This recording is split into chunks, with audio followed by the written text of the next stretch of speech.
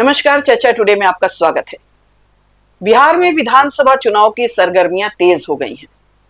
सभी दलों ने अपनी अपनी तैयारियां भी जोर शोर से शुरू कर दी। इसी क्रम में एक बड़ा बदलाव हुआ है। बिहार में मंगनी लाल मंडल को प्रदेश अध्यक्ष बनाया गया है।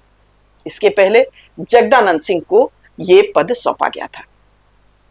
अब मंगनी लाल मंडल को प्रदेश अध्यक्ष बनाने के क्या मायने हैं, इसके जरिए आरजेडी क्या साधना चाहती है, किस वोट बैंक पर उसकी नजर है, आज हमारी चर्चा इसी पर होगी। हमारे साथ हैं वरिष्ठ पत्रकार खालिद रशीद जी। खालिद जी, स्वागत है आपका। बहुत धन्यवाद आपका सुनीता जी। पहले जो है सवर्ण प्रदेश अध्यक्ष थे और उसके पहले दलित थे। अब अति पिछड़ा समुदाय से आने वाले मंगनी लाल मंडल को बनाया गया। आपको क्या लगता है कि इसके पीछे राजद की दृष्टि क्या है? देखिए, मंगनी लाल मंडल राजनीतिक अनुभव की अगर हम लोग बात करें तो अच्छा खासा अनुभव है। एक तरह से लालू प्रसाद, नीतीश कुमार के एज ग्रुप भी वही है और राजनीति की जो शुरुआत है उसी समय से है। तो मंगनी लाल मंडल ने कर्पूरी ठाकुर के साथ सानिध्य में काम किया है और इसीलिए आप देखेंगे कि कर्पूरी ठाकुर पार्टी के उस समय के पार्टी के वो अपनी जिस पार्टी में थे वो वहां पे अध्यक्ष बनाए गए थे, अति पिछड़ा समाज से थे। हाँ। उसके बाद किसी भी दल ने अति पिछड़ा समाज से अध्यक्ष नहीं बनाया, है ना। तो आरजेडी इसी चीज को भुना रही है। तेजस्वी यादव का जो बयान आपने सुना, लालू प्रसाद का जो बयान आपने सुना, वो उसमें ये इसकी झलक मिल जाती है कि बार बार तेजस्वी यादव क्या कह रहे हैं। तेजस्वी यादव कह रहे हैं कि पहली बार अति पिछड़ा समाज का कोई व्यक्ति, धानुक समाज से आते हैं वो, है ना। ईबीसी अति पिछड़ा वर्ग जो है, धानुक उसमें सबसे बड़ी उपजाति है, ठीक है। तो वो धानुक समाज से आते हैं और बार बार ये तेजस्वी यादव कह रहे हैं कि हमने पहली बार, किसी भी राजनीतिक दल ने पहली बार अति पिछड़ा के हाथों में कमान सौंपी है।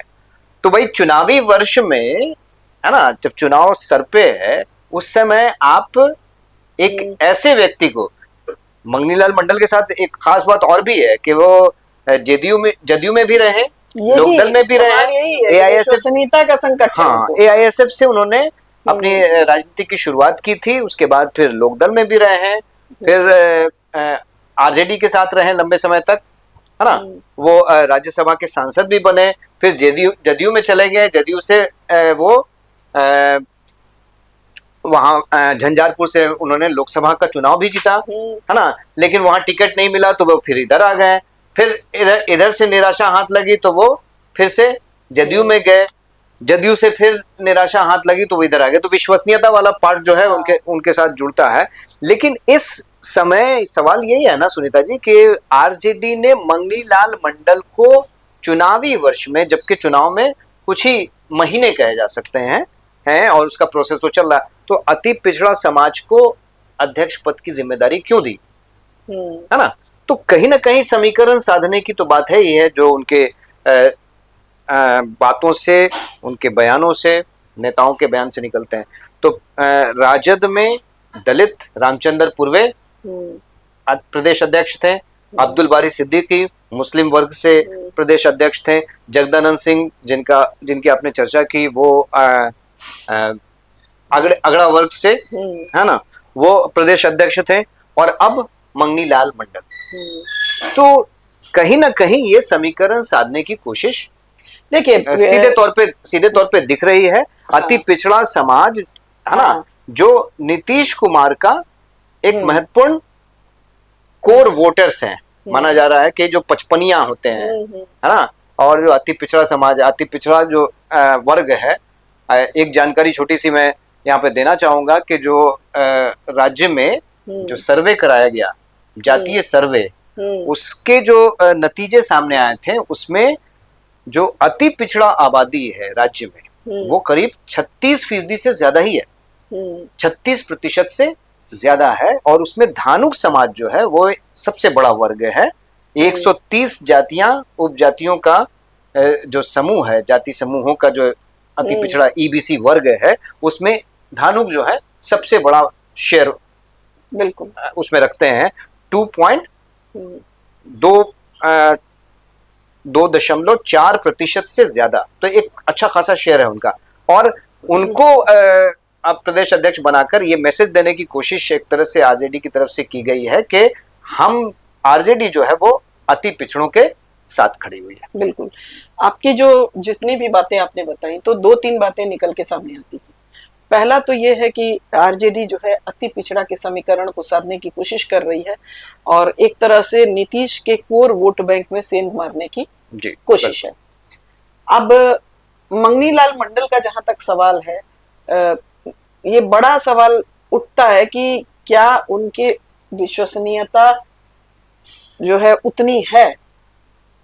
क्या आरजेडी के पास अति पिछड़ा में कोई और नेता नहीं था जो पूरे टाइम उनके साथ जुड़ा रहा हो और जिसके ऊपर वो अपना दाम लगा सके? जी। तो एक तरफ ये भी है कि वो अति पिछड़ा समीकरण को साधने की कोशिश कर रहे हैं, लेकिन दूसरी तरफ एक तरह से ये भी लगता है कि शायद अति पिछड़े में कोई बढ़िया नेता, दमदार नेता की बड़ा चेहरा उनके पास नहीं था, और मजबूरी में उनको मंगनी लाल मंडल को साधना पड़ा, क्योंकि उस समय इस समय जो समय की जो मांग है और जो जातीय समीकरण है उसको साधने के लिए उनको मजबूरी है। सिर्फ जो है एमवाई से काम नहीं चलेगा, ये जानते हैं लोग, तो उसमें आगे विस्तार की ये देखते हैं। अब उसमें नीतीश जी का कोर वोट बैंक कितना जाता है उधर, टूटता ये तो देखने की बात है, ये तो देखने की बात है। लेकिन आरजेडी के इस कदम के जो काट में बीजेपी और जेडीयू क्या कदम उठाते हैं, उनकी क्या रणनीति रहती है, ये भी देखना जरूरी है। बिल्कुल, ये आरजेडी ने जो ये कदम उठाया है, देखिए इसके कुछ और भी एंगल हैं जिसकी तरफ हम आपको इशारा देने की कोशिश करेंगे। लोकसभा चुनाव में आपने देखा कि तेजस्वी यादव एंड ग्रुप, हम तेजस्वी यादव को बार बार इसलिए कह रहे हैं क्योंकि लालू प्रसाद मतलब गाइडलाइंस तो उनका है लेकिन वो उतने सक्रिय नहीं है, तो तेजस्वी यादव एंड ग्रुप की जो प्लानिंग थी लोकसभा चुनाव के दौरान, तो एक प्रयोग उन्होंने किया था, आपको याद होगा, शाहबाद के क्षेत्र में उन्होंने कुशवाहा उम्मीदवार खड़े किए थे, है ना, दो कुशवाहा उम्मीदवार खड़े किए थे, और एक कुशवाहा उम्मीदवार वहां पे चुनाव जीत गए थे काराकाट से, है ना। और कुशवाहा उम्मीदवार देने के कारण शाहबाद में महागठबंधन का रिजल्ट बहुत अच्छा आया। कई सीटों पर उसका असर पड़ा, तो एक खेल तो वहां पे उन्होंने खेला और उसके अच्छे नतीजे मिल गए। अब ये इन्होंने मंगनी लाल मंडल को क्यों लाया? देखिए, जनवरी 2025 में ही वो पार्टी में शामिल हुए हैं, मतलब जेडीयू छोड़ा और उसके बाद आरजेडी में आए। जो मिथिलांचल का क्षेत्र है, दरभंगा, मधुबनी, सुपौल, है ना, मधुबनी से आते हैं ये, तो ये जो पूरा इलाका है ये कमजोर कड़ी है आरजेडी के लिए, कमजोर कड़ी है। लोकसभा चुनाव के भी आप नतीजे देखें, पूरे एनालिसिस करें तो वहां पे इनका प्रदर्शन बहुत खराब रहा था। पिछले विधानसभा चुनाव का अगर आप एनालिसिस करें तो इस इलाके में इनका प्रदर्शन बहुत खराब रहा था। हालांकि इनका एमवाई समीकरण जो है वहां पे बहुत मजबूत है ना, कि मुस्लिम वर्ग की जो वोटर्स हैं बहुत बड़ी संख्या में हैं, यादव बहुत बड़ी संख्या में हैं, है ना, तो लेकिन वहां पे रिजल्ट इनके विपरीत चला गया। उसका काट इन्होंने ये देखा है कि अगर अति पिछड़ा वर्ग जिसकी आबादी 36% से ज्यादा है सर्वे के हिसाब से, तो अगर उसको हम साध लेते हैं, मंगनी लाल मंडल को प्रदेश अध्यक्ष बना के, तो वहां पे जो एक स्ट्रेटेजिकली बिल्कुल अपने को प्लेस करने की जो कोशिश है वो कामयाब हो सकती है। तो ये अब बीजेपी, जाहिर तौर पे बीजेपी को अब इसका काट वहां पे खोजना पड़ेगा, क्योंकि कॉम्बिनेशन बहुत तगड़ा होगा। अगर वीआईपी साथ में बनी रहती है, हम बराबर कहते हैं कि अगर, क्योंकि मुकेश सहनी कल क्या निर्णय ले सकते हैं इसके बारे में किसी को जानकारी नहीं है, तो अगर अंत तक मुकेश सहनी जो अभी 90% से ज्यादा महागठबंधन में है, वो अंत तक महागठबंधन के साथ रहते हैं वहां पे, ठीक है, तो मिथिलांचल का जो इलाका है वहां पे सहनी वोटर्स की भी बहुत बड़ी संख्या है ना। तो ये सारा कॉम्बिनेशन मिलकर एक बढ़िया कॉम्बिनेशन वहां पे बना सकता है, जिसका अच्छा रिजल्ट आरजेडी को मिल सकता है। मेरे हिसाब से ये गणित काम कर रहा है मंगनी लाल मंडल को कमान सौंपने की, जहां तक बात है ना। 77 वर्ष के हैं, युवा भी नहीं है ना, 77 वर्ष के हैं और दूसरी जगह से एक तरह से आयातित हैं। पहले वो आरजेडी में रहे जरूर हों, लेकिन बीच में पूरा समय उन्होंने जदयू में दिया है ना।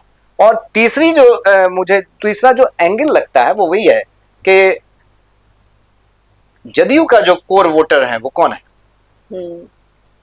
कुर्मी कोयरी है ना, कुर्मी कुशवाहा वोट, ये जो अति पिछड़ा ये मिलता है। तो और उसके बाद ईबीसी, ये सबसे बड़ा पचपनिया वोट, पचपनिया इसी में आते हैं, एबीसी में ही आते हैं पचपनिया वोटर्स जो बोले जाते हैं, जिनकी छोटी छोटी आबादी है और एक बड़ा वर्ग वो बनाते हैं। तो एक्सट्रीमली बैकवर्ड क्लास की जो आबादी है, ये वोटर्स मिलकर जेडीयू का कोर वोट बनाते हैं और इसको कहीं ना कहीं तोड़ने की कोशिश तेजस्वी ने की है। अगर ये कोशिश कामयाब होती है, सुनीता मैम, मैं एक चीज मैं यहाँ और मेंशन करना चाहूंगा कि आप देखें कि महागठबंधन की जो दूसरी पार्टियां हैं, खासकर कांग्रेस, उसके प्रदेश अध्यक्ष कौन है? दलित समाज से आते हैं, है ना। और इसी सोच के तहत तो दलित है ना, बैकवर्ड तो यहाँ है ही। ईबीसी भी अगर उनके साथ जुड़ जाता है ना, मुस्लिम वोटर्स तो हैं ही उनके साथ, तो अगर ये सारे जुड़ जाते हैं और उसी हिसाब से गणित चलती है और उसका कोई काट बीजेपी की तरफ से या जेडीयू की तरफ से नहीं आता है समय पर, और ये कॉम्बिनेशन चल जाता है, तो इनको चुनाव में फायदा मिल सकता है। देखिए, आपकी बात बिल्कुल सही है, लेकिन उसमें हम थोड़ा जोड़ना ऐड ये करना चाहेंगे कि कई बार राजनीति में 2 और 2 4 नहीं होता। अक्सर ऐसा होता है, आप कहीं का भी चुनाव उठाकर देख लीजिए, जैसे उत्तर प्रदेश में बुआ और बबुआ लड़े थे, तो ऐसा माना गया था कि दलित और जो एमवाई दोनों मिलके बहुत बड़ा फर्क कर पाएंगे, लेकिन नहीं कर पाए। इसी तरह कांग्रेस और अखिलेश जी का गठबंधन था या जो भी था, तो ये कई जगह देखा, जैसे काराकाट में ही जो उपेंद्र कुशवाहा चुनाव हारे, तो वो कोयरियों के बहुत बड़े नेता माने जाते हैं, लेकिन पूरा कोयरी वोट वो ट्रांसफर नहीं करा पाए। माने एक लीडर के जाने से ये संदिग्ध होता है कि वो सारे वोट उधर चले जाएंगे। दूसरी बात नहीं, लेकिन यहाँ पे तो मानेंगे ना आप। हाँ, तो नहीं, कुशवाहा के हार का एक कारण ये भी तो बना, दोनों उनके पास कुशवाहा वोटर्स को एक ऑप्शन मिल गया। ऑप्शन मिल गया, कुशवाहा वोटर उम्मीदवार। यही खतरा हम दोनों तरफ हम कह रहे हैं कि ये खतरा मंगनी लाल मंडल के साथ भी हो सकता है कि उनके वोटर उनको अपना लीडर मानते हैं कि नहीं। जैसे कुशवाहा को नहीं माना उन्होंने, दूसरी तरफ वहां की हार में एक बहुत बड़ा रोल पवन सिंह का भी था। लोग कहते थे कि भाई उन्होंने भी अपना काफी वोट काटा, इधर ये कुशवाहा वोट काट लिए। तो कुल मिला के जनता अब उतना मतलब पीछे भागने वाले हिसाब से वोट नहीं कर रही है जी। तो हम आपकी बात से, उन्होंने मूव बहुत अच्छा चला है और एक बहुत अच्छी उसके चीजें हो सकती हैं, लेकिन हम सिर्फ पब्लिक को या जो लोग हैं उनको ये बताना चाहते हैं कि राजनीति में हर बार जो हम लोग जोड़ घटाना करते हैं वो सक्सेस होगा कि नहीं होगा, ये सब आप बिल्कुल सही बात कह रहे हैं। इसीलिए हम लोग जो है वो एनालिसिस करते हैं कि ये रीजन है, ये साधने की कोशिश है, क्षेत्रीय प्रभाव को साध रहे हैं वो, है ना। जो मिथिलांचल का क्षेत्र है वहां पे जो कॉम्बिनेशन है, और कम अंतर से जो हार हुई पिछली बार, उससे सबक लेते हुए उन्होंने लगता है कि कुछ होमवर्क किया है, इस वजह से क्षेत्रीय जो वहां पे कारण है उसको साधने की कोशिश है। इसके अलावा जो दूसरे दलों का जो मजबूत पक्ष है उसको कहीं ना कहीं दरार डालने की कोशिश है।